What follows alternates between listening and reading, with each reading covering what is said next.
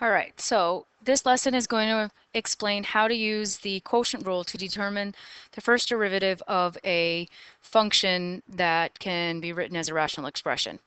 So here's the formula, and this is what it means in words.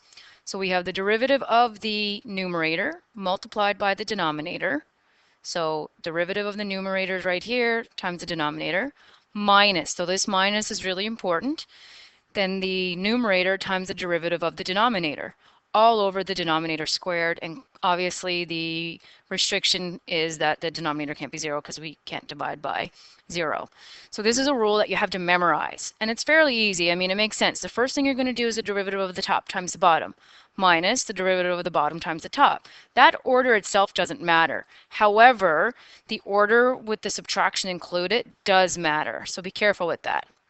All right, so in this first example, when we're looking at it, if we were to sort of say that g of x was x plus 3, then g prime of x would be 1.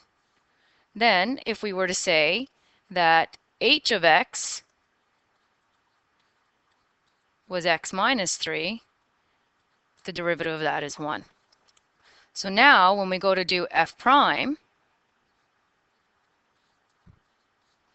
so it's the derivative of the numerator, so that's 1, multiplied by the denominator, so x minus 3, minus, because that's part of the formula, the derivative of the denominator, which is 1, times the numerator, which is x plus 3, all over the denominator squared. So x minus 3 all squared. Now we're going to expand the numerator. So I get x minus 3 minus x minus 3 all over x minus 3 squared. So then when I simplify that, I'm going to get negative 6 over x minus 3 all squared. It's very tempting to expand out that denominator here, but the more factored your function is, the easier it's going to be to manipulate a little bit further on. So this is the derivative of x plus 3 over x minus 3.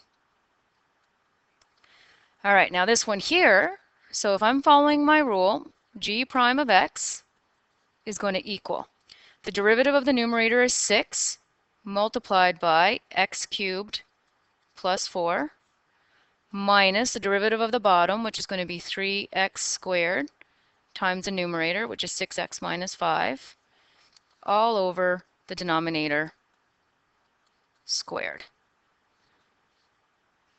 So now I'm going to expand. So we get 6x cubed plus 24 minus 18x cubed plus 15x squared all over, once again, we're not expanding the denominator, x cubed plus 4 squared.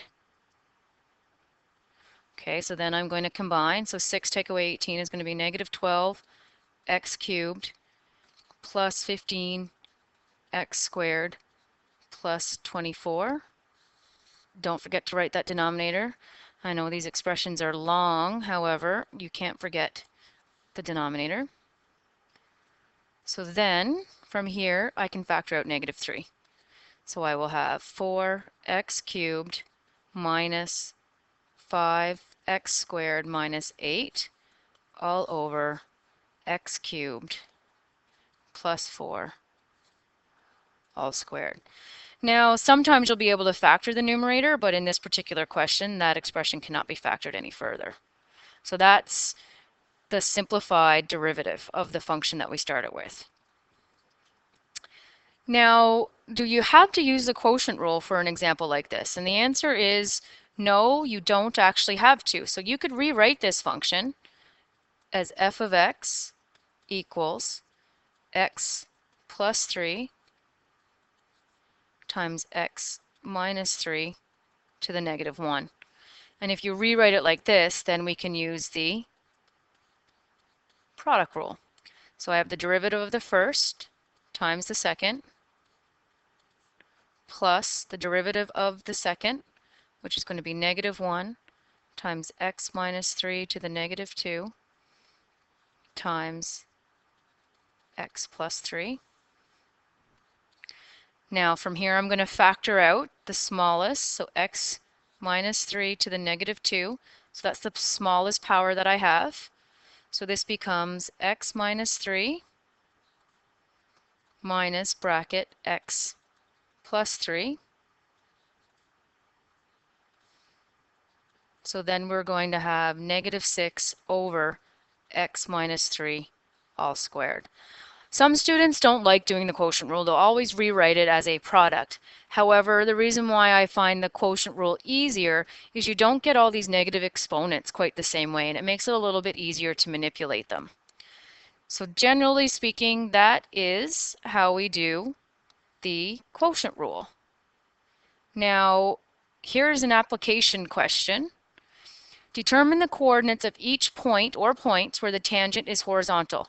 So as soon as we see the word horizontal, you need to be thinking that the slope is 0. So that means I need y prime. So y prime, the derivative of the numerator is 4 times the denominator, which is x to the half, minus the derivative of the denominator, which is going to be half x to the negative half multiplied by the numerator, 4x plus 6. And then all over, when I square the root of x, I get x. So then I have 0 equals 4x to the 1/2. I'm going to simplify this, so I'm going to multiply everything by that half. I'm going to get half x. When I add negative 1/2 plus 1, we get 1/2. And then I'm going to have minus 3x to the negative 1/2 all over x. So then I'm going to have 0. And I just realized a little mistake that I made. 1/2 times 4 is not 1/2. It's actually going to be 2, which makes me a lot. So I get 2x to the 1/2 minus 3x to the negative 1/2 over x. So then 0 is going to equal, I'm going to factor out x to the negative 1/2. So that's going to leave me with 2x minus 3 all over x. So 0 equals 2x minus 3 over x to the 3 over 2. So when I'm solving, 0 is going to equal 2x minus 3. So x equals 3 over 2. Now to get the full-on coordinate, you would have to substitute in the value, because I believe it's asking for the points that determine the coordinates. So we will have y equals 4 times 3 over 2 plus 6 over the root of 3 over 2. So y equals 12 divided by the root of 3 over 2. So y is going to be 12 root 2 over 3. Then you can go ahead and rationalize it, but for our purposes, that's going to be fine. So in a nutshell, that represents the quotient rule.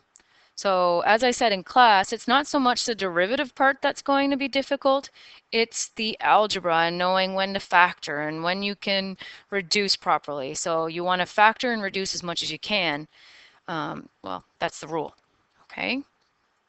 We'll go over this example another point. So I'm just going to get rid of this here. All right, so that summarizes the quotient rule.